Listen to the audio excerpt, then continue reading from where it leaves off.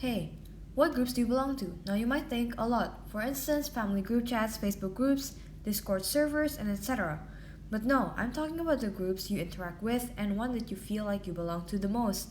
For some, this can mean being Chinese Indonesian, being Indonesian, a Christian, or many more.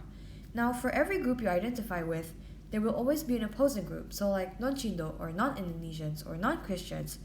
Or if some of you are math enjoyers, the concept is very similar to the Venn diagram term complement, which refers to the items that are not in a set, sort of like the balance concept of yin and yang as well. We often refer to them as the others, and it's probably not a foreign concept to you all that often the two groups fight.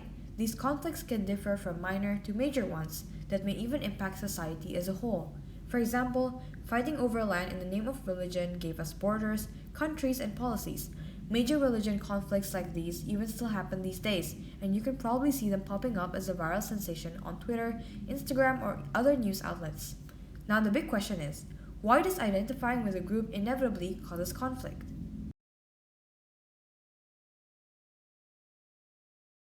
So, according to the Simply Psychology website, this comes from three closely related stages which eventually leads to the establishment of the us versus them mentality. Number one, social categorization. This refers to the tendency of people to classify themselves and others into various social groups based on things like race, gender, nationality, or religion. We categorize objects to understand them and identify them. And we also categorize people, including ourselves, to understand the social environment. Examples of social categories includes black, white, Catholic, Muslim, student, and postman. We use them because they are useful.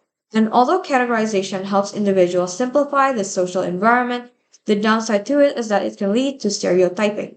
Similarly, we find out things about ourselves by knowing what categories we belong to. We define appropriate behavior by referencing to the norms of groups that we belong to. But you can also do this, but you can only do this if you can tell who belongs to your group, and an individual, in fact, can belong to many groups. So, for example, humans have categorized other humans based on things like religion, nationality, physical abilities, and the list goes on and on. And in fact, it's probably a never ending list because humans will always find a way to nitpick on little differences to create distinction. Number two, social identification. The next step is called social identification.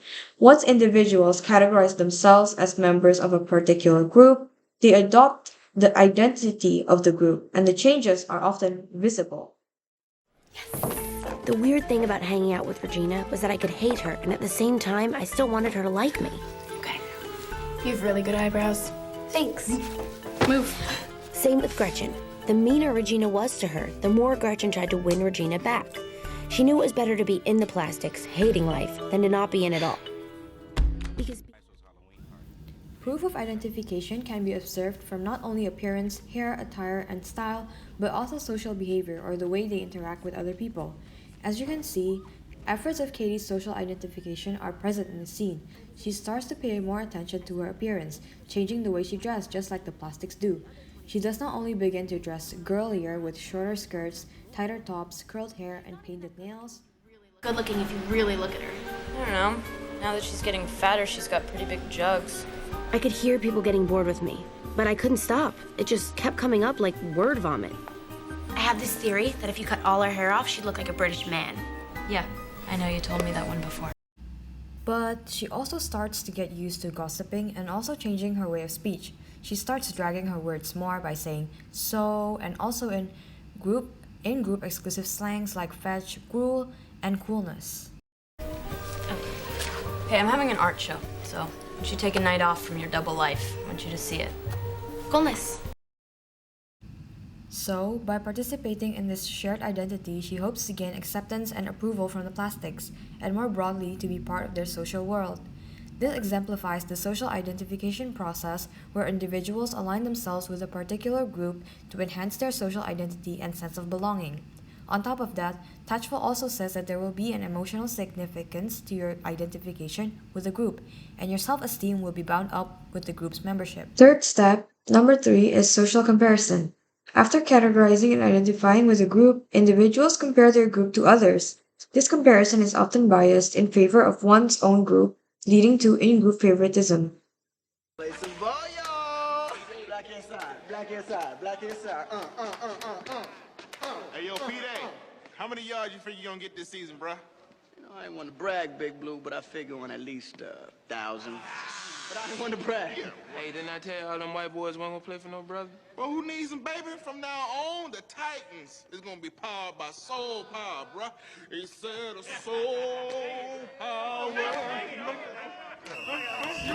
At the beginning of the movie, the high school football team is divided along racial lines, the white and the black players having separate locker rooms, practices, and even buses. This division establishes the presence of in-groups and out-groups based on race. As the team is integrated and forced to work together, the players initially engage in what we call social comparison. The white players, accustomed to a more privileged position in their society, may perceive themselves as superior to their black teammates. Likewise, the black players may have their own preconceptions and stereotypes about the white players. This can be the cause of prejudice, because once two groups identify themselves as rivals, they are forced to compete for the members to maintain their self-esteem, resulting in competition and hostility. However, as the integrated Titans start winning games, they begin to surpass the prejudice phase and see each other past their race or ethnicity. Their success becomes a source of pride and self-esteem for the entire team, including the previously so-called in-groups and out-groups. There may still be some individual prejudice, however, generally, both groups are more accepting of each other's company. Well, this is just a movie, and in real life, probably prejudice will never go away.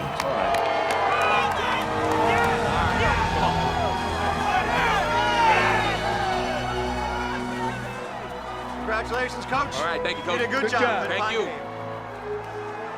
I know football. What you did with those boys. You were the right man for the job, Coach. You're a Hall of Famer in my book.